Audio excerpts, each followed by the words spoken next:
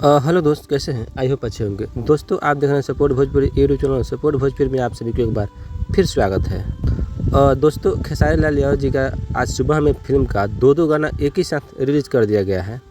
दोनों फिल्म का गाना है और दोनों गाना काफ़ी खूबसूरत गाना है। तो चलिए गाने के बारे में कुछ बात करते हैं।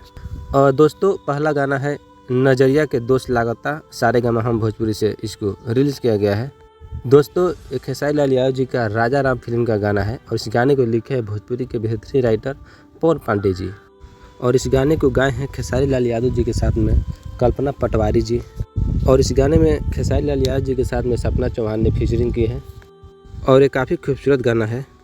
दोस्तों, वहीं दूसरे गाने के बारे में बात किया जाए तो रिश्ते मूवी का गाना है और SRK म्यूजिक से इसको रिलीज़ किया गया है।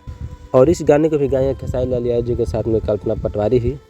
और जिस गाने का बोल है लौंग लतिया, ये भी काफ़ी खूबसूरत गाना है।